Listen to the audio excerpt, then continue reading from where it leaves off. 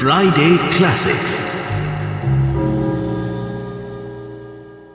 না লক্ষণ কাকা, আমি তো শুধু অবাক হতে আসিনি, আমার আসার যে অন্য আর একটা কারণ আছে। কি বললি? আচ্ছা লক্ষণ কাকা, পোনাঘাটের কাছেই উল্টো ডিঙি না? দূর পাগলা, উল্টো ডিঙি কি সেটা? সে হলো কত দূর। ও কেন রে, উল্টো ডিঙির খোঁজ কেন? উল্টো ডিঙির নাম তুই শুনলি কোথা? না না, এমনি। এই বল, আরে বল না। না কি হল, বলবি না? কাকু, ও কাকু, কে? হ্যাঁ, বলো বলো। বলছি যে উল্টো ডিঙিটা কোন দিকে বলতে পারো? উল্টো ডিঙি? এ তো অন্যদিকে এসেছো ভাই। উল্টো ডিঙি তো ওই দিকে, আর সে তো অনেক দূর। অনেক দূর? আচ্ছা, আমি চলি। বলছি, তুমি একলা যাচ্ছ অত দূর? তোমার সঙ্গে কেউ নেই? না। এই বাড়ি থেকে পালিয়ে যাচ্ছ না তো? উল্টো ডিঙিতে কার কাছে যাচ্ছ? দিদিকে খুঁজে বের করতেই হবে। দিদি ছাড়া যে আমার একটুও ভালো লাগে না। এই যে এত বড় শহর, এত আলো, দিদি পাশে না থাকলে এসব দিয়ে আমি কি করব? ছোটবেলা থেকে তো মাকে কোনোদিন দেখিনি। মায়ের মুখটা কেমন তাও তো জানি না। আমার কাছে দিদিই ছিল সব। দিদির হাত ধরেই তো বড় হলাম আমি। দিদিই তো আমায় খাইয়ে দিত, আঁচল দিয়ে মুখ মুছিয়ে দিত, মায়ের হাত থেকেও বাঁচাতো। আমার কাছে দিদিই ছিল মা, আবার খেলার সঙ্গীও। এই এত বড় শহরে দিদি নিশ্চয়ই কোথাও আছে। আমি জানি দিদিও আমাকে খুঁজছে। দিদিকে না পাওয়া পর্যন্ত আর কিচ্ছু ভালো লাগছে না। তখন দূরে একটি মেয়েকে দেখতে পায় সে। তাকে দেখেই বুক ভরা আশা আর উৎসাহ নিয়ে রতন চিৎকার করে ডাক দেয়, দিদি!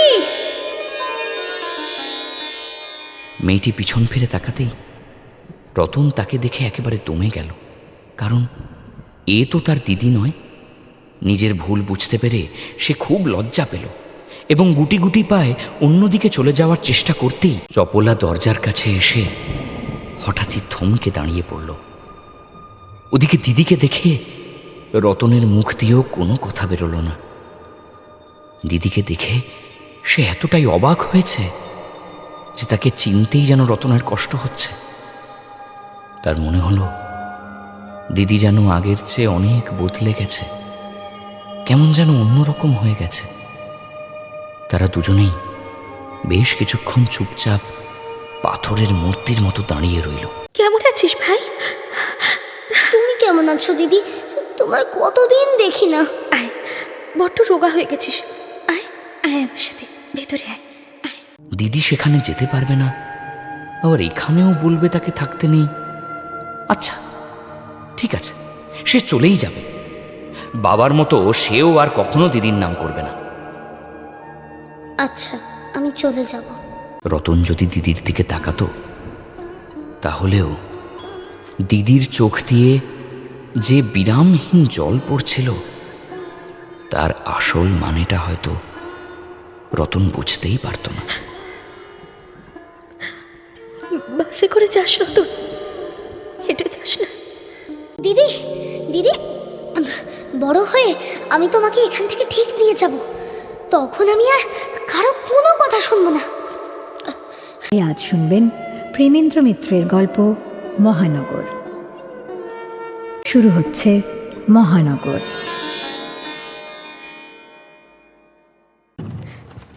লক্ষণ কাকা, ও লক্ষণ কাকা, শুনে যাও, একটা বড় খবর আছে। কিরে রতন, সাত সকালে এমন পাগলের মতো ছুটছিস কেন? কি হলো কি? বাবা রাজি হয়েছে কাকা, বাবা রাজি। এবার আমিও তোমাদের সাথে শহরে যাচ্ছি। আরে বলিস কি রে? হ্যাঁ গো, পোনা মাছের ক্ষেত নিয়ে যখন তোমার নৌকা ছাড়বে আমিও যাব তোমাদের সাথে। মুকুন্দ শেষমেশ তোকে যাওয়ার হুকুম দিল? আমারও বিশ্বাস হচ্ছে না গো কাকা, আমি সত্যিই শহর দেখতে পাবো। এই কাল তো দেখলাম খুব রেগেছিল। তা হঠাৎ মত যে বদলালো বড়? কাল রাতে কত কেঁদেছি জানো। দিদির কথা তুলতেই বাবা তো প্রথমে খুব ক্ষেপে গেল, তারপর মার দিব্যিতেই কেমন যেন চুপ হয়ে গেল। শেষে বলল, যা গিয়ে দেখ কি আছে ওই রাক্ষসের শহরে। কাকা, আমি তোমায় কতদিন ধরে বলতাম না একবার আমায় নিয়ে চলো, এবার তো আর বাধা নেই, কি বলো? শহরে তো যাবি রতন, কিন্তু শহরটা কি ছোটবেলার রূপকথার গল্প রে? সেখানে ইট পাথরের জঙ্গল। ওই শহরে পোনা মাছ বেচে আমরা টাকা নিয়ে ফিরি ঠিকই, কিন্তু কতজন যে ওখানে গিয়ে নিজের প্রাণটা হারিয়ে ফেলে আসে তার হিসেব কেউ কি রাখে দে? কেন কাকা, শহর কি খুব খারাপ জায়গা? সেই যে দিদি গেল, সবাই তো বলে দিদি ওখানেই আছে। দিদি কি সেখানে খুব কষ্টে আছে কাকা? হ্যাঁ, দিদির কথা আর তুলিস না রে রতন। ওই বড় শহরে এমন কিছু গলি আছে যেখানে একবার ঢুকলে ফেরবার পথ আর চেনা যায় না। সে জায়গা রাতের চেয়েও অন্ধকার রে। কিন্তু কাকা, দিদি তো অন্ধকারে খুব ভয় পেত গো। একটু অন্ধকার হলেই আমার হাত চেপে ধরতো। জানো কাকা, আমার মনে হয় দিদি ওই গলিগুলোতেই পথ হারিয়ে বসে আছে। আমি যদি একবার যেতে পারি তবে ঠিক দিদিকে টেনে বের করে আনবো। বাবা কেন যে যেতে চায় না কে জানে। হ্যাঁ, মুকুন্দ কেন যেতে চায় না সেটা বড় হলে বুঝবি রতন। এই মান সম্মানের ভয় বড় ভয় রে। ওইসব পাড়ার নাম মুখে নিলেও পাপ হয়। তুই শহর দেখবি, গঙ্গা দেখবি, বড় বড় কারখানা দেখবি, কিন্তু খবরদার অন্য কোথাও যাওয়ার চিন্তা করিস না। না না না না, তুমি চিন্তা করো না কাকা, আমি তো শুধু শহর দেখতেই যাচ্ছি। আমি কোনো দুষ্টুমি করব না, কাউকে বিরক্তও করব না। নৌকোর এক কোণে চুপটি করে বসে থাকবো। তবে তাই হোক, আজ রাতেই নৌকা ছাড়বো, বুঝলি? সব গুছিয়ে নিস। হ্যাঁ কাকা, আমি চলি তবে এখন। আমি হারাবো না কাকা, আমি ঠিক জানি আমায় কোথায় যেতে হবে। তোমরা যখন হাটে পোনা মাছের হিসেব মেলাতে ব্যস্ত থাকবে, তখন আমি আমার ঠিক জায়গায় পৌঁছে যাব। দিদিকে আমি খুঁজে বের করবই করব। দিদি, দিদি গো। রতন যে মহানগরের দিকে যাচ্ছে তাকে ওপর থেকে দেখলে মনে হয় যেন আকাশের নিচে পৃথিবীর বুকে একটা বড় ক্ষত বা ঘা ছড়িয়ে আছে। আবার সেই শহরেরই উঁচু উঁচু মিনার আর চূড়াগুলো আকাশের তারাদের দিকে এমনভাবে মাথা তুলে আছে, দেখে মনে হয় মানুষ যেন দু হাত তুলে ওপরওয়ালার কাছে প্রার্থনা করছে। মহানগরের মাঝখান দিয়ে একটা নদী বয়ে গেছে। নদীর দুপাশে কোথাও চাপ চাপ অন্ধকার জমাট বেঁধে আছে, একেবারে মানুষের মনের ভেতরকার গভীর অরণ্যের মতো। আবার কোনো কোনো জায়গা মানুষের বুদ্ধির মতোই আলোয় ঝলমল করছে একেবারে। সেই নদীর একটা সরু অংশ শহরের ভেতরে ঢুকে পড়েছে। সেই শান্ত আর অল্প জলের ওপর দিয়েই রতনদের নৌকাটা ভেসে চলেছে নড়ালের পোলের দিকে। সেখানে একটা পুরনো পোনা ঘাট আছে, যার পাশে রয়েছে একটা কদম গাছ। রতনদের নৌকায় প্রচুর জল, আর সেই জলে কিলবিল করছে ছোট ছোট মাছের পোনা।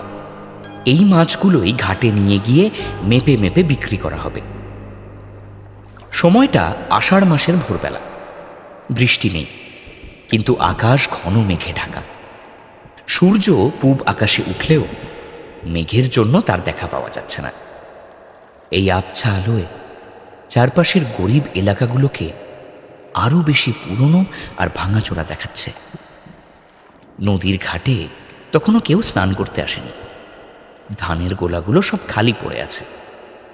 আড়তের পাশে বাঁধা ছোট নৌকোগুলো একদম ফাঁকা। মাঝিরা নৌকোর ছাউনির ভেতর ঘুমোচ্ছে।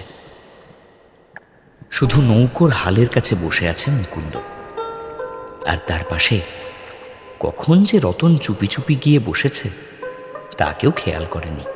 তাদের নৌকোটা পুরনো ঘাট, শিবের মন্দির, ইটের ভাটা, চালের আড়ত আর বালি সুরকির স্তূপ সব কিছু পেরিয়ে সামনের দিকে এগিয়ে চলেছে। রতনের মনে একটা ভয় কাজ করছে। সে ভাবছে, বাবা কি জেগে উঠে তাকে বকবে, হয়তো ধমক দিয়ে তাকে নৌকোর ভেতরে পাঠিয়ে দেবে। কিন্তু সামনেই তো তার সেই স্বপ্নের শহর। জলের উপর যখন শহরের আলো আর তারার ছায়া পড়ছে, তখন কি আর ভেতরে বসে থাকা যায়? এই দৃশ্য দেখার জন্য সে কত দিন ধরে অপেক্ষা করে আছে। রতন এক দৃষ্টে এই মায়াবী শহরটাকে দেখতে দেখতে খুব সাবধানে নিঃশ্বাস ফেলে, পাছে বাবা টের পেয়ে তাকে বকুনি দিয়ে ভেতরে পাঠিয়ে দেয়। তার কাউকে বিশ্বাস নেই। সে কেবল মনে মনে ভাবছে, আজ আকাশে একটাও তারা নেই, অথচ নদীর ওপর কত তারা, সব যেন জল ছুঁয়ে বসে আছে। ওই তো মনে হয় শহর এসে গেল। অন্ধকারে স্টিমার বা ওই কারখানার জেটিগুলো ঠিক চেনা যাচ্ছে না, কিন্তু কি সুন্দর ছোট ছোট আলোর ফোঁটাগুলো ভাসছে। এপার থেকে ওপার শুধু আলোরই খেলা। মেঘলা আকাশটা আজ বড্ড খালি। মনে হচ্ছে আকাশের সব তারা বুঝি আজ সত্যিই এই নদীর জলের ওপর নেমে এসেছে। রতন ভয়ে ভয়ে এসে বসেছে নিঃসাড়ে হালের কাছে। তাকে তো কেউ আনতেও চায়নি এখানে। সেই দিনটার কথাই আবার মনে পড়ল রতনের। ও বাবা, বাবা আমায় এবার তোমার সাথে নিয়ে চলো। আমি আর কোনোদিন কিচ্ছু আবদার করব না তোমার কাছে, শুধু এবারটি আমাকে শহর দেখতে নিয়ে চলো। ও বাবা, নিয়ে চলো না। ও খবরদার বাবা। রতন, একদম জেদ করবি না। আরে শহর কি তোর খেলার জায়গা? কতটুকু ছেলে, অত দূরে নৌকো করে যাবি, সে কি মুখের কথা? পথে ঝড় আছে, তুফান আছে। আচ্ছা বলতো, সেখানে গিয়ে তুই করবিটা কি শুনি, বল? অনেকেই তো কলকাতায় যায়, আমিও যাব। আরে নৌকোয় অত পথ যাওয়া কি সোজা? চরের ওপর দিয়ে টেনে নিয়ে যেতে হবে। কোনোদিন হয়তো মাঝ নদীতে রাত কাটাতে হবে। সেই কষ্ট তুই সহ্য করতে পারবি? আর তাছাড়া শহরে আমার কত কাজ, তোর খেয়াল রাখবে কে? হ্যাঁ, আমি নৌকার এক কোণে চুপটি করে বসে থাকবো। সারাটা পথ আমি তোমার কোনো কাজে বাধা দেব না। যা বলবে তাই শুনবো বাবা, কিচ্ছুটি চাইবো না। শুধু একবার নিজের চোখে শহরটাকে দেখতে চাই বাবা। আহা, শহর দেখে কি হবে বলতো তোর? ইট কাঠের জঙ্গল ছাড়া আর তো কিছুই নেই ওখানে। তার চেয়ে আমাদের এই গ্রাম কত ভালো বলতো। এখানে খোলা মাঠ আছে, নদী আছে। শহরে তো নিঃশ্বাস ফেলার জায়গা পাবি না।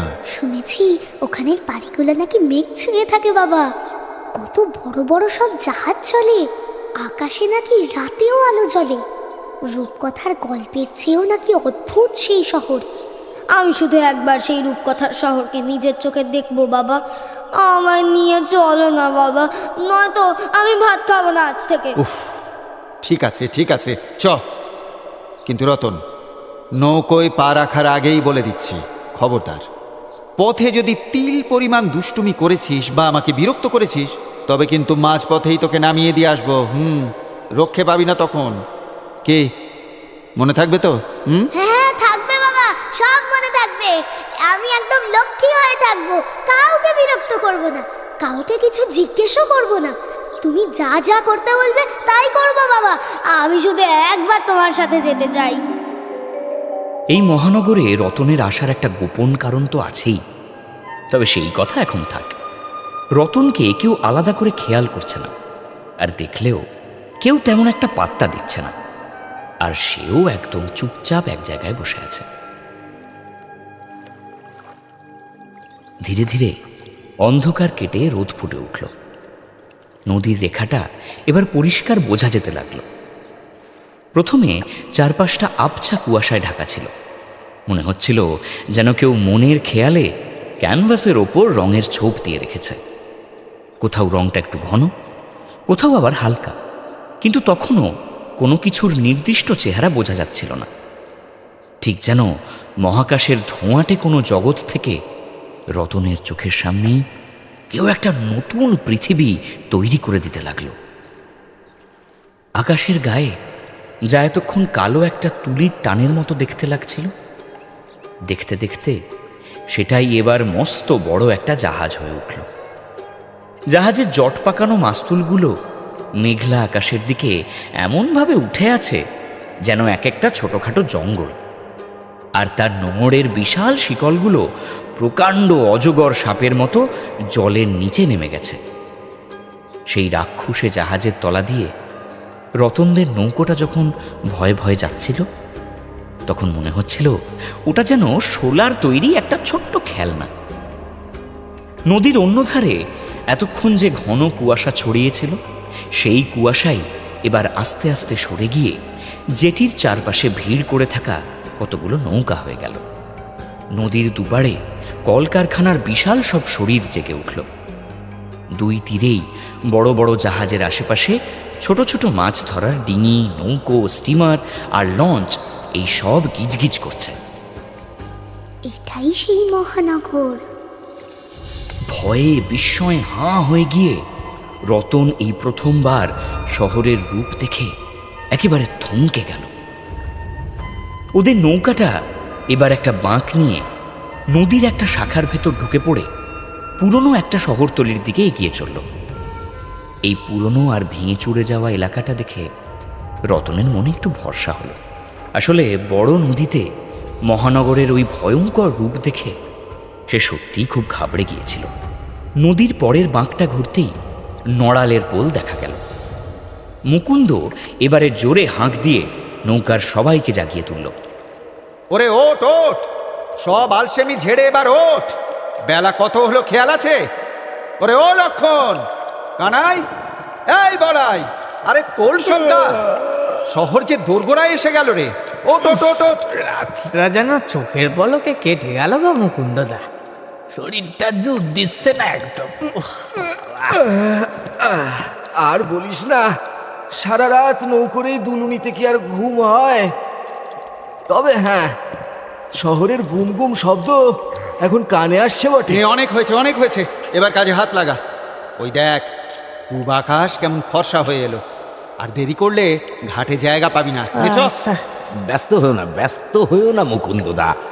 এই আমি তো উঠেছি, আগে আমার কুনকেটা ঠিক করে নি। এই মাপযোগ ভুল হলে তো আবার ল্যাটা।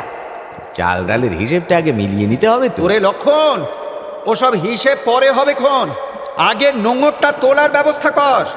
রতন, ওরে ওই রতন, ও ছেলেটা কি এখনো অঘরে ঘুমোচ্ছে নাকি রে? আরে না না মুকুন্দদা, রতন তো সেই কখন থেকে উঠে একদম মূর্তির মতো বসে আছে বাইরে।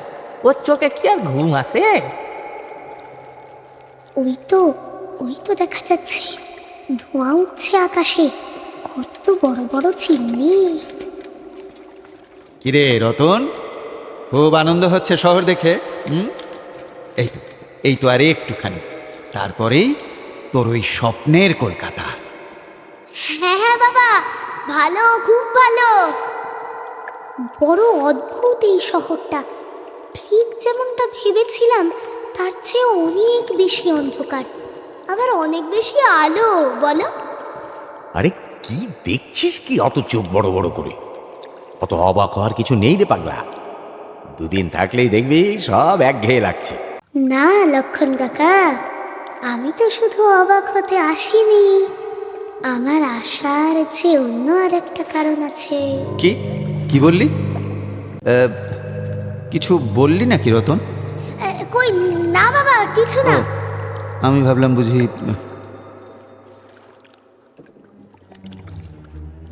রতন মনের মধ্যে যে কথাটা এতদিন ধরে চেপে রেখেছিল, হঠাৎ মুখ ফসকে সেটা প্রায় বেরিয়েই যাচ্ছিল। কিন্তু শেষ মুহূর্তে নিজেকে সামলে নিয়ে ও একদম চুপ হয়ে গেল।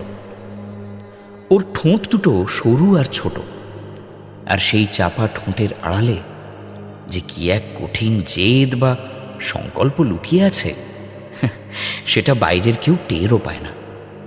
এমনকি ওর বড় বড় চোখে যে কিসের একটা ছটফটানি আছে, সেটাও কারোর নজরে পড়ে না। ওদিকে নৌকো এসে ভিড়ল পোনাঘাটে। ঘাটে তো আর তিল ধারণের জায়গা নেই, চারিদিকে প্রচণ্ড ভিড়।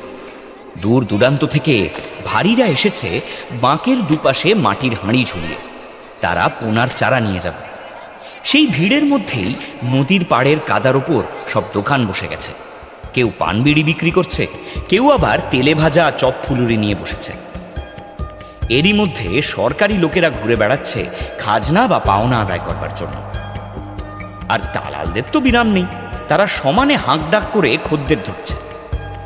নৌকো লাগাবার একটুও ফাঁকা জায়গা নেই ঘাটে, কিন্তু তার মধ্যেই মুকুন্দ দাসের খাতির আলাদা। তার খাস নৌকোটা ঠিক একটু জায়গা করে নোঙর ফেলল। মুকুন্দ তো আর যে সে লোক নয়, বেশ প্রভাবশালী। বর্ষার এই কয়েক মাস এই পথে তার অন্তত 6-6টা পোনার নৌকো যাতায়াত করে। নৌকো থামতেই মাঝিরা তাড়াতাড়ি খোলের ভেতর জমে থাকা জল সেঁচতে শুরু করে। ওদিকে লক্ষণ তার কুন কেটা মানে মাছ মাপার পাত্রটা ভালো করে পরখ করে দেখছে। মাছ মেপে দেওয়ার সময় কৌশলে পাত্রে কিছুটা জল রেখে দেয় সে, যাতে ওজনে কারচুপি করা যায়। বহুদিন ধরে এই হাত সাফাইয়ের অভ্যেসে সে এখন একেবারে ওস্তাদ হয়ে উঠেছে। সব দেখে শুনে মুকুন্দ দাস নৌকো থেকে জলে নেমে ডাঙায় উঠল। তারপর হঠাৎ পেছন দিকে নজর পড়তেই রতনকে কড়া গলায় ধমক দিয়ে উঠল। কি হলো? তুই নামলি যে বড়? না মানে আচ্ছা বেশ, শোন, কোথাও যাসনি জানো? হ্যাঁ, ওই যে ওই কদম গাছটা, ওটার তলায় দাঁড়াগে যা যা। আচ্ছা বাবা। রতন ঠিক সেটাই করল। কদম গাছটা থেকে থোকা থোকা কত ফুল মাটিতে ঝরে পড়েছিল, কিন্তু চারিদিকে তো কাদা, তাই লোকজনের হাঁটা চলার সময় তাদের পায়ের চাপে ফুলের ওই রেণুগুলো একদম থেঁতলে গিয়ে নোংরা হয়ে গেছে। পোনা মাছ আর গাছের চারার হাটে কদম ফুলের কথা আর কে ভাবে? রতনের চারপাশে তখন লোকজনের ভীষণ শোরগোল আর হট্টগোল চলছে। রতন অবশ্য বেশিক্ষণ ওই কদমতলায় দাঁড়িয়ে থাকলো না। আসার সময় সারা পথ সে নিজের মনের কথা মনের মধ্যেই লুকিয়ে রেখেছিল। শুধু একবার সাহস করে মুখ ফুটে লক্ষণকে চুপি চুপি আড়ালে ডেকে জিজ্ঞেস করেছিল, আচ্ছা লক্ষণ কাকা, পোনাঘাটের কাছেই উল্টো ডিঙি না? দূর পাগলা, উল্টো ডিঙি কি সেটা? সে হলো কত দূর। ও কেন রে, উল্টো ডিঙির খোঁজ কেন? উল্টো ডিঙির নাম তুই শুনলি কোথা? না না, এমনি। এই বল, আরে বল না। না কি হল, বলবি না?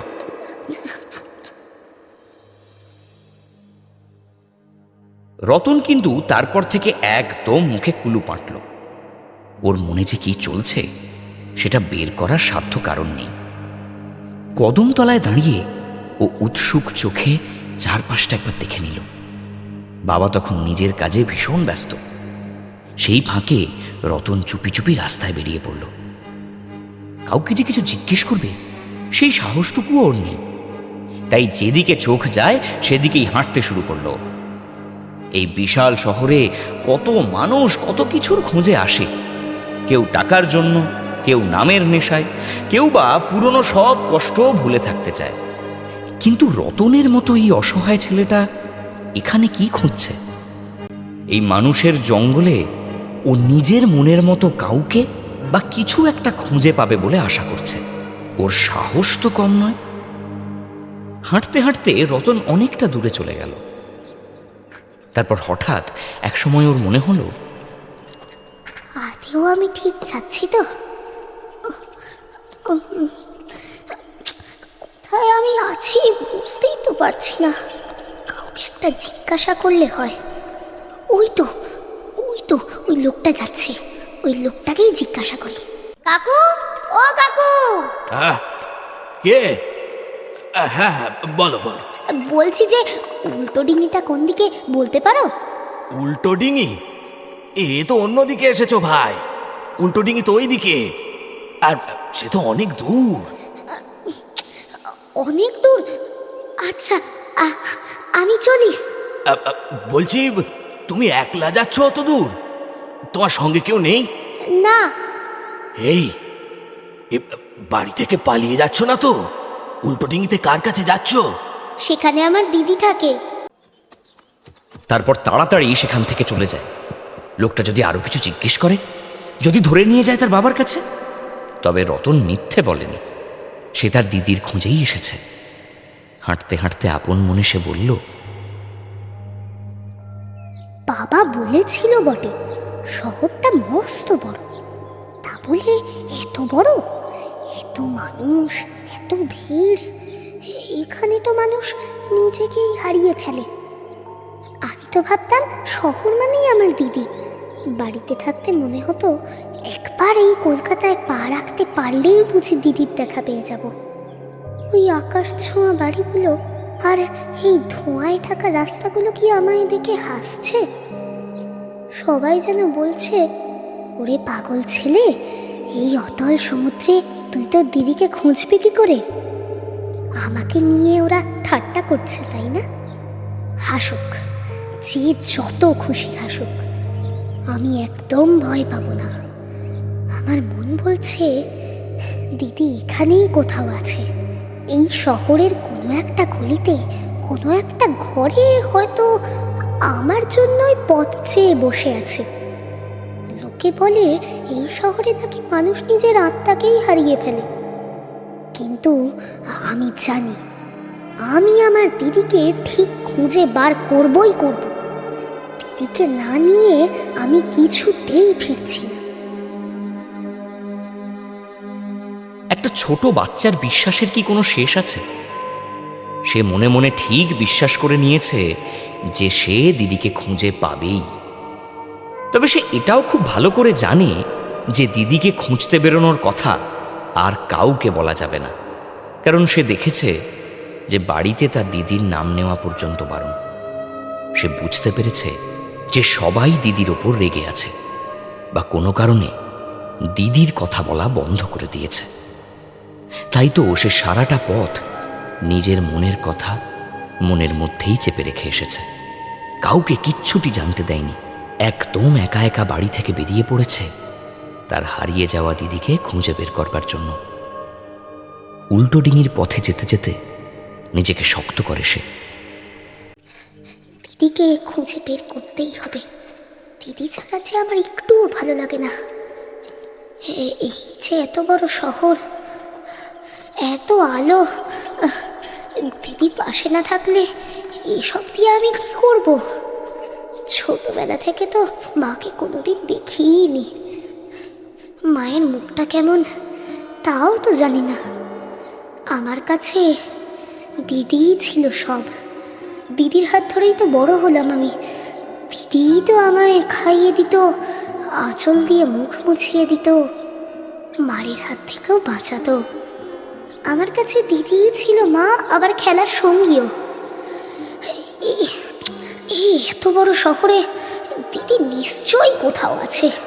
আমি জানি দিদিও আমাকে খুঁজছে।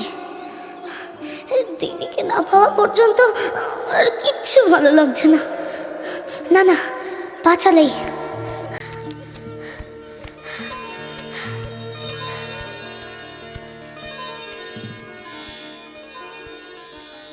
রতনের দিদির বিয়ে হয়েছিল পাশের গ্রামে, কাছাকাছি দুটো গ্রাম। বিয়ের পর দিদি যখন শ্বশুরবাড়িতে থাকতো, রতন যখন তখন পালিয়ে গিয়ে হাজির হতো দিদির কাছে। দিদির বিয়ের পরেও তাদের ভাই বোনের কোনো দিন ছাড়াছাড়ি হয়নি। তবে দিদির কাছ থেকে তাকে নিয়ে আসাও সহজ ছিল না। দিদি যেখানে দিনের পর দিন থাকতে পারে, সেখানে সে যে কেন বেশি দিন থাকতে পারবে না, সেটা যে কেন দোষের হতো, তা সে কোনোদিনও বুঝতে পারেনি। তারপর কি হলো কে জানে। রতনের চেনা জগৎটা হঠাৎ একটা দুপুরবেলাতেই ওলটপালট হয়ে গেল একেবারে। মা মারা যাওয়ার পর দিদি তার সব ছিল। সেই দিদি শ্বশুর বাড়ি থেকে একদল লোক এসে রতনদের উঠোনটায় ভিড় জমালো।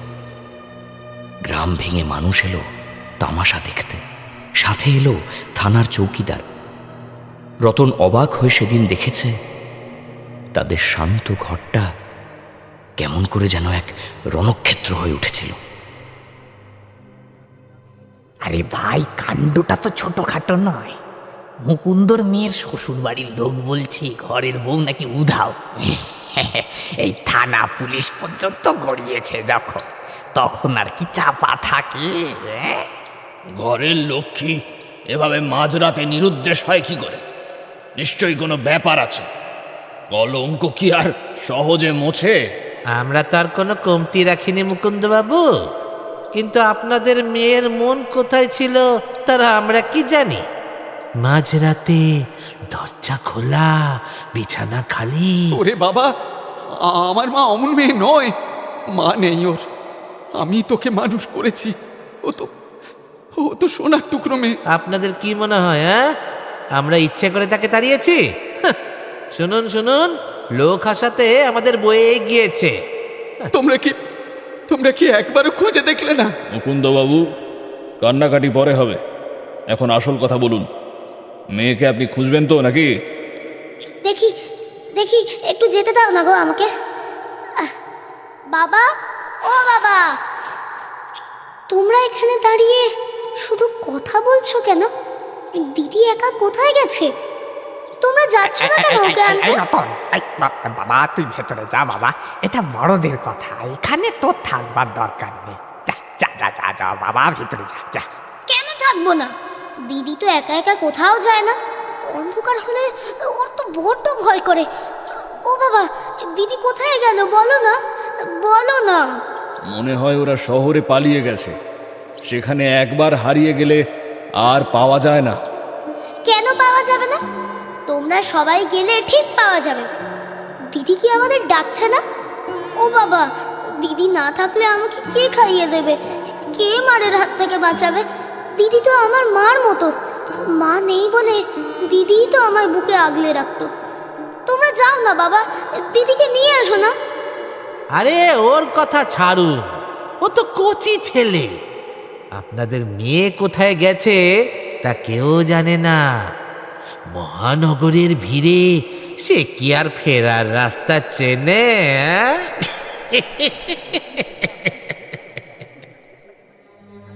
রতন ফ্যাল ফ্যাল করে সবার মুখের দিকে তাকাচ্ছিল।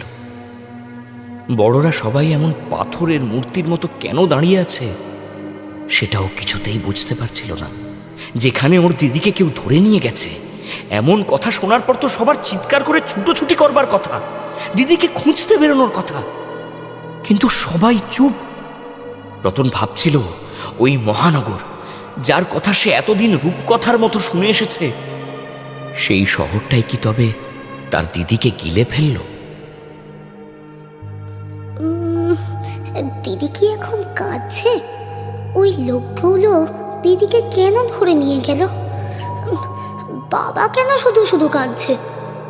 আমি তো জানতাম কেউ কিছু বললে দিদিকে বাবা লাঠি নিয়ে তাড়া করতো। আজ বাবা কেন চুপ করে আছে? কিছুদিন কাটল। রতন তারপর একদিন জানতে পারল যে তার দিদিকে ঠিক কোথায় ধরে নিয়ে যাওয়া হয়েছে সেটা আসলে কেউই জানে না। কিন্তু রতনের ছোট্ট মনে একটা বড় প্রশ্ন ঘুরপাক খাচ্ছিল। যদি ধরে নিয়েই গিয়ে থাকে, তবে দিদিকে কেউ ছাড়িয়ে আনছে না কেন? শহর কি তার দিদির চেয়েও বড়? শেষেও ঠিক করলো আর কারোর ভরসায় নয়, ও নিজেই ওর দিদিকে খুঁজে নিয়ে আসবে। ঠিক আছে, কেউ যদি না যায় আমি যাব। যারা দিদিকে লুকিয়ে রেখেছে তাদের হাত থেকে আমি দিদিকে ঠিক ছাড়িয়ে আনবো। দিদি তো আমার মা, দিদিকে না পেলে আমি বাঁচবো কেমন করে? কে জানে কারা নিয়ে গেছে দিদিকে ধরে। তারা হয়তো দিদিকে মারছে, তারা হয়তো খেতেও দিচ্ছে না। দিদি হয়তো আমাকে দেখবার জন্য কাঁদছে। কি হলো রতন, কাঁদছো কেন? দিদি যে আসছে না বাবা। আহা, আসবে বল কি বাবা, আসবে। শ্বশুর বাড়ি থেকে কি রোজ রোজ আসতে পারে? রতন বেচারা কিছুতেই বুঝতে পারছিল না যে তার বাবা কেন সবটা তার কাছে লুকিয়ে রাখছিলেন। আর এই লুকো ছাপা দেখে রতনের মনের ভেতরটা ভয়ে ঢিপ ঢিপ করছিল। সে ভাবছিল দিদির কি এমন হয়েছে যে তাকে বলা হচ্ছে না। ঠিক তখনই একদিন সে একটা খবর পেল। শুনল যে তার দিদিকে নাকি পাওয়া গেছে। দারোগা সাহেব নিজে পুলিশ নিয়ে অনেক দূরে কোনো এক দেশ থেকে দিদিকে খুঁজে বের করেছেন। দিদি উদ্ধার হয়েছে, এই খবরটা শোনা মাত্র রতনের আনন্দের আর সীমা রইল না। তার ছোট্ট মনটা খুশিতে নেচে উঠল। সে ভাবল, যাক, এতদিন পর তাহলে দিদি এবার বাড়িতে ফিরছে। কিন্তু দিন যায়, রাত যায়, দিদির আর দেখা নেই। রতন একদিন দুদিন ব্যাকুল হয়ে দিদির অপেক্ষায় পথ চেয়ে বসে থাকে, কিন্তু দিদি আসে না। রতন কিছুতেই মাথায় ঢোকাতে পারছিল না যে দিদিকে পাওয়াই যদি গিয়ে থাকে তবে সে কেন আসছে না। ধীরে ধীরে রতনের সেই আনন্দ অভিমানে বদলে গেল। তার দিদির ওপর খুব রাগ হতে লাগলো। সে ভাবল, দিদি কি একবারও ভাবছে না যে কতদিন রতন তাকে দেখেনি? দিদি কি নিজে নিজে চলে আসতে পারে না? শুধু দিদি কেন, বাবার ওপরও তার খুব রাগ হল। বাবা কেন দিদিকে নিয়ে আসছে না? বাড়ির সবার ওপর রেগে গিয়ে শেষে রতনের ভীষণ মন খারাপ হয়ে গেল। হঠাৎ তার মাথায় একটা বুদ্ধি খেলে গেল। সে ভাবল, দিদি হয়তো চুপি চুপি তার শ্বশুর বাড়ি চলে গিয়েছে। যেমন ভাবা তেমন কাজ। একদিন সকালে সে সোজা দিদি শ্বশুর বাড়িতে গিয়ে হাজির হলো। কিন্তু সেখানে গিয়ে তো সে অবাক। দিদি তো সেখানে নেই। উল্টে সেখানে তাকে দেখে কেউ ভালো করে কথাই বলল না। এমনকি দাদাবাবু, মানে তার দিদির বর, তাকে দেখতে পেলেন ঠিকই, কিন্তু দূর থেকেই দেখেও না দেখার ভান করে চলে গেলেন। এত বড় একটা অপমান আর দিদিকে না পাওয়ার দুঃখ নিয়ে রতন সেদিন কাঁদতে কাঁদতে বাড়ি ফিরে এলো। বাড়ি ফিরেই সে সোজাসুজি বাবার কাছে গিয়ে কান্নায় ভেঙে পড়ল। চোখের জল মুছতে মুছতে সে বাবার কাছে এমন এক আবদার করে বসল, যা শুনে যে কারো মন খারাপ হয়ে যাবে। দিদিকে আনছো না কেন বাবা? আবার সেই কথা! তোকে বলেছি না যে ওর নাম আর এ বাড়িতে নিবি না। খবরদার, খবরদার রতন, আর যদি একটা শব্দ শুনি তবে একদম পিঠের ছাল তুলে দেব। চুপ করে নিজের কাজ কর, যা।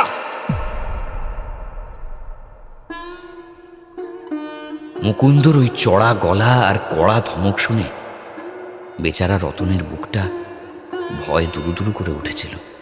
সেই যে সে ভয় পেল, তারপর থেকে সময় যেন আর কাটতেই চায় না।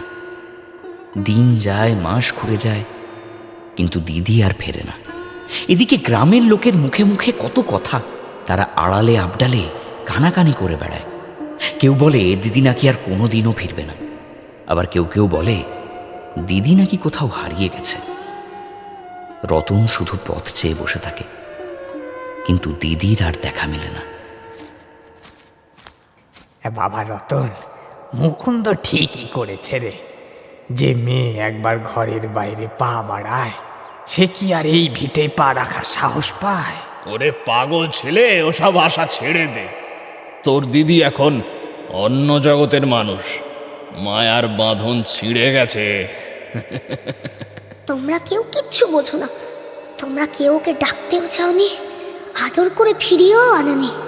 তাই তো দিদি জেদ করে বসে আছে। আমি যদি জানতাম দিদি কোথায় আছে, আমি ঠিক নিয়ে আসতাম দিদিকে। কিন্তু রতন কেমন করে জানবে যে তার দিদি কোথায় আছে? বাড়ির কেউ তো তাকে দিদির কথা একবারও বলে না। আসলে দিদির নাম নেওয়াই যে ওই বাড়িতে মানা। দিদির কথা বলা যেন এক মস্ত অপরাধ। তাই সারাটা দিন সে চুপ করেই থাকে। আর রাত হলে যখন চারপাশ নিঝুম হয়ে যায়, তখন সে অন্ধকারে একা একা দিদির জন্য ফুঁপিয়ে ফুঁপিয়ে কাঁদতে থাকে। মনে মনে দিদির ওপরেও ভারী অভিমান হয় তার। সে ভাবে, দিদি তাকে এভাবে ভুলে আছে কি করে? দিদির ওপর রাগ করে সে মনে মনে কত ঝগড়া করে। দিদি ঠিক কোথায় থাকে তা সে সত্যিই জানে না, কিন্তু আমরা যা ভাবি শিশুদের মন তার চেয়ে অনেক বেশি সজাগ আর ধারালো হয়। বড়রা হয়তো টেরও পায় না, কিন্তু বাচ্চারা অনেক কিছুই শুনতে পায়, অনেক কিছুই বুঝে ফেলে। এভাবেই সকলের অজান্তে রতন কোথা থেকে যেন শুনে ফেলে যে তার দিদি নাকি কোনো এক শহরে থাকে। তার কাছে সেই শহরটা রূপকথার গল্পের চেয়েও বেশি অদ্ভুত আর মায়াবী। কার মুখে যেন সে একদিন শুনেছিল উল্টো ডিঙি নামটা। ব্যাস ওইটুকুই তার সম্বল। তাই তো সে দিদির খোঁজে এই বিশাল মহানগরে চলে এসেছে। হেঁটে হেঁটে এবার সে চলেছে দিদিকে খুঁজে বের করতে। তার মনে এক গভীর আর অটল বিশ্বাস, একবার যদি সে দিদির সামনে গিয়ে দাঁড়াতে পারে, দিদি কি আর তাকে ছেড়ে থাকতে পারবে? দিদি নিশ্চয়ই আবার তার কাছে ফিরে আসবে। দুপুর গড়িয়ে তখন বিকেল নামছে। আষাঢ় মাস, তাই আকাশে মেঘের ঘনঘটা। রোদের দেখা নেই বলে ঠিক কটা বাজলো সেটা বোঝার উপায় নেই। এমন সময় একটি মেটে বাড়ি, যার চালটা সুন্দর করে গোলায় ছাওয়া, সেই বাড়ির দরজায় এসে দাঁড়ালো রতন। রতনের মুখ শুকিয়ে গেছে, চেহারায় রাজ্যের ক্লান্তি আর কাতরতা। সে যে অনেক পথ হেঁটেছে তা তাকে দেখলেই বোঝা যায়। তবে সে একা আসেনি, একটি মেয়ে তাকে রাস্তা থেকে সঙ্গে করে নিয়ে এসেছে। রতন অনেক ঘুরেছে, অনেক মানুষকে পথ জিজ্ঞেস করেছে, শেষে এই বাড়ির সন্ধান সে পেয়েছে। আসলে ভালোবাসার টান থাকলে মানুষ অসাধ্য সাধন করতে পারে। রতনও পেরেছে। একটু আগে যখন সে হয়রান হয়ে হন্যে হয়ে দিদিকে খুঁজছিল, তখন দূরে একটি মেয়েকে দেখতে পায় সে। তাকে দেখেই বুক ভরা আশা আর উৎসাহ নিয়ে রতন চিৎকার করে ডাক দেয়, দিদি! মেয়েটি পিছন ফিরে তাকাতেই রতন তাকে দেখে একেবারে দমে গেল। কারণ এ তো তার দিদি নয়। নিজের ভুল বুঝতে পেরে সে খুব লজ্জা পেল এবং গুটি গুটি পায়ে অন্যদিকে চলে যাওয়ার চেষ্টা করতেই মেয়েটি রতনের কাছে এগিয়ে এসে তাকে জিজ্ঞেস করল, এই, কাকে খুঁজছো ভাই? দিদিকে। দিদি? দিদির নাম কি? চপলা। চপলা? তোমার দিদির বাড়ি বুঝি তুমি চেনো না? না। চলো চলো, আমি দেখিয়ে দিচ্ছি। এসো এসো আমার সঙ্গে। হ্যাঁ হ্যাঁ, চলো চলো। ও চপলা, তোকে কে খুঁজতে এসেছে দেখে যা। উফ, ভগবান, এখন আবার কে এলো? দেখেই যা না একবার। কে? চপলা দরজার কাছে এসে হঠাৎই থমকে দাঁড়িয়ে পড়ল। ওদিকে দিদিকে দেখে রতনের মুখ দিয়েও কোনো কথা বেরোলো না। দিদিকে দেখে সে এতটাই অবাক হয়েছে যে তাকে চিনতেই যেন রতনের কষ্ট হচ্ছে। তার মনে হলো দিদি যেন আগের চেয়ে অনেক বদলে গেছে, কেমন যেন অন্যরকম হয়ে গেছে। তারা দুজনেই বেশ কিছুক্ষণ চুপচাপ পাথরের মূর্তির মতো দাঁড়িয়ে রইল। এই দৃশ্য দেখে যে মেয়েটি রতনকে সাথে করে নিয়ে এসেছিল তার মনে খটকা লাগল এবং সে মনের মধ্যে কিছুটা সন্দেহ নিয়ে বলে উঠল, তোর নাম করে খুঁজছিল, তাই তোর ভাই ভেবে বাড়ি দেখাতে নিয়ে এলাম। হ্যাঁ রে, এ তোর ভাই নয়? রতন। দিদি! দিদি! রতন, তুই একা এসেছিস? হ্যাঁ। আমার সোনা ভাই, কতদিন হলো তোকে দেখিনি। কেমন আছিস ভাই? তুমি কেমন আছো দিদি? তোমায় কতদিন দেখি না। আয়, বড্ড রোগা হয়ে গেছিস। আয় আয় আমার সাথে, ভেতরে আয়। রতন বুঝতে পারছিল যে তার দিদি নিজের কান্না চেপে রাখার আপ্রাণ চেষ্টা করছে। তাই সে আর কোনো কথা না বাড়িয়ে দিদির বুকে মুখ গুঁজে চুপটি করে পড়ে থাকল।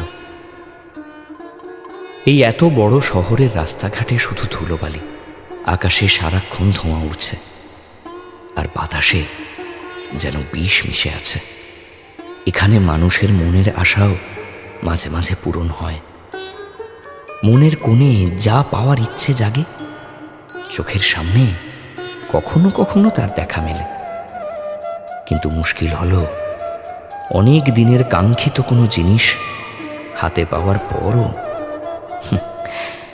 কেন জানি সেটা ঠিক মনের মতো লাগে না, আর একটু বিষাদ লাগে। চপলা রতনকে সঙ্গে নিয়ে ঘরের ভেতর ঢুকল। সেই ঘরটা দেখে তো রতনের চক্ষু চড়ক গাছ। একটা মাটির ঘরও যে এত সুন্দর করে সাজিয়ে রাখা যায়, সেখানে যে এত চমৎকার সব জিনিস থাকতে পারে, এটা রতনের ধারণার বাইরে ছিল। এত সব ইলাহি কাণ্ড দেখে অবাক হয়ে সে জিজ্ঞেস করল, এসব সব তোমার দিদি? হ্যাঁ ভাই। তোমায় কিন্তু বাড়ি যেতেই হবে দিদি, তোমাকে যেতেই হবে। আচ্ছা বেশ, তো যাবো নে। তো এখন তুই একটু জিরিয়ে নে, কেমন? জিরিয়ে নিয়েই যেতে হবে, কিন্তু আমাদের নৌকো কাল সকালেই ছাড়বে কিনা, তোমাকে কিন্তু যেতেই হবে। আচ্ছা বাবা, আচ্ছা তুই আগে একটু জিরিয়ে নে দেখি। একটু জিরিয়ে নিয়েই যাবে তো দিদি? আচ্ছা, তো সব জিনিস কেমন করে নেব বলো তো দিদি? একটা গরুর গাড়ি ডেকে তুলে নেব? আমার যে যাবার উপায় নেই ভাই। কেন কেন যাবার উপায় নেই তোমার? ও বুঝেছি, বাবার জন্য, তাই না? বাবা খুব রেগে আছে তোমার ওপর। জানি। ভয় নেই দিদি, আমি তো আছি। চলো না গো, বাবাকে ঠিক বুঝিয়ে সুঝিয়ে দেব, তাহলে বাবা আর রাগ করবে না। সব কিছু কি আর এত সহজ রে পাগল? কেন সহজ না? আমি জানি বাবা খুব রাগী, কিন্তু পায়ে ধরে বায়না করলে বাবা ঠিক ক্ষমা করে দেবে। না রে ভাই, বাবা আমায় আর ক্ষমা করবে না। সে পা ধরে গড়াগড়ি দিলেও করবে না। কেন? সেটা কি করে হয়? আমি তো বাবাকে বলে কান্নাকাটি করে তারপর এই শহরে আসতে পারলাম, আর তোমার কথা শুনবে না? কারণ তুই ছোট। বড়দের দোষ অনেক বড় বড় হয় রে। বড়দের ক্ষমা করা খুব কঠিন। আমি আমি যেতে পারবো না রে ভাই। তুমি যতক্ষণ না যাচ্ছ তাহলে আমিও যাব না দিদি। উমা, সে কি? তাহলে থাকবি কোথায়? বারে, কেন তোমার কাছে থাকবো? রতন হেসে কথাটা বলল, কিন্তু চপলার মুখ যে আরো ম্লান হয়ে যায় তা রতন দেখতে পায় না। তারপর খেয়ে দিয়ে সারা বিকেল দুই ভাই বোনের গল্প হয়। কত কথাই তাদের আছে বলবার, জিজ্ঞেস করবার। কিন্তু সন্ধে যত এগিয়ে আসে ততই চপলা কেমন অস্থির হয়ে ওঠে। বলছি, তুই যে চলে এলি একলা, বাবা হয়তো খুব ভাবছে। বল। সে ভাবুক গে, বাবা তোমায়ও ভালোবাসে না, আমায়ও ভালোবাসে না, বাবা তাই পচা। ছি রতন, ওভাবে বলতে নেই। আচ্ছা, এখান থেকে নড়ালের পোল অনেকখানি পথ, তাই না রতন? ওরে বাবা, সে তো অনেক দূর। আমি তো একা একা এসেছি এতটা। তুই অনেক বড় হয়ে গেছিস, তাই না রতন? বলছো? শোন, তুই এক কাজ কর। কি? পয়সা নিয়ে তুই ট্রামে করে না হয় বাসে যেতে পারবি না? বারে, আমি কি যাচ্ছি নাকি? আমি তো এখানে থাকবো। এখানে যে তোর থাকতে নেই ভাই, থাকতে নেই। রতন কিছুই বুঝতে পারে না, কিন্তু এবার তার অত্যন্ত অভিমান হয়। দিদি সেখানে যেতে পারবে না, আবার এখানেও বলবে তাকে থাকতে নেই। আচ্ছা ঠিক আছে, সে চলেই যাবে। বাবার মতো সেও আর কখনো দিদির নাম করবে না। আচ্ছা, আমি চলে যাব। মেঘলা আকাশে একটু আগে থাকতেই আলো ম্লান হয়ে এসেছে। চপলা উঠে তার আলমারি থেকে 4টে টাকা বের করে রতনের হাতে গুঁজে দিয়ে বলে, এই যে তুই এটা নে, এটা দিয়ে কিছু খাবার কিনে খাস, কেমন? 4টে টাকা মানে যে অনেকগুলো পয়সা, সে হিসেব এখন আর রতনের মাথায় ঢোকেইনি। দিদি যে তাকে এক্ষুনি চলে যেতে বলেছে, এই কথাটা শুনে সে যেন একেবারে পাথর হয়ে গেছে। কি করবে, কি বলবে, কিছুই ভেবে পায় না সে। তার বুকের ভেতরটা কান্নায় ফেটে আসছিল, কিন্তু সে আর এক মুহূর্ত ওই ঘরে দাঁড়ালো না। খুব ধীর পায়ে ঘর থেকে বেরিয়ে এলো। দিদির মুখের দিকে একবার তাকিয়েও দেখল না। সোজা গলি দিয়ে বড় রাস্তার দিকে হাঁটা দিল। রতন যদি দিদির দিকে তাকাতো, তাহলেও দিদির চোখ দিয়ে যে বিরামহীন জল পড়ছিল, তার আসল মানেটা হয়তো রতন বুঝতেই পারত না। বাসে করে যাস রতন, হেঁটে যাস না। দিদির কথাগুলো রতন শুনতে পেয়েছিল কিনা বোঝা মুশকিল। তবে বড় রাস্তার কাছাকাছি গিয়ে সে হঠাৎ করেই আবার ফিরে এলো। মাত্র কয়েক পা যাওয়ার মধ্যেই তার মনের ভেতর কি যে তোলপাড়া হলো কে জানে। তার মুখের চেহারাটা পুরো বদলে গেছে তখন। চপলা কিন্তু তখনও দরজায় দাঁড়িয়েছিল। রতন ওর একদম কাছে গিয়ে হঠাৎ বলে উঠল, দিদি, দিদি, বড় হয়ে আমি তোমাকে এখান থেকে ঠিক নিয়ে যাব, তখন আমি আর কারো কোনো কথা শুনবো না। কথাটা বলেই রতন এবার আর পেছনে না তাকিয়ে সোজা সামনের দিকে হাঁটতে শুরু করল। এখন আর তার মুখে কোনো দুঃখের ছাপ নেই, এমনকি তার হাঁটার ভঙ্গিটাও বদলে গেছে। দৃপ্ত, আত্মবিশ্বাসে ভরপুর। তার শরীরের সব ক্লান্তি যেন এক নিমেষেই উধাও হয়ে গেছে। দেখতে দেখতেই সে গলির মোড়ে মিলিয়ে গেল। আর ওদিকে মহানগরের ওপর সন্ধে নেমে এলো একদম গাঢ় হয়ে, যেন সব কিছুকে ভুলিয়ে দেওয়ার জন্যই কেউ এক রাশ অন্ধকার ঢেলে দিল তার ওপর।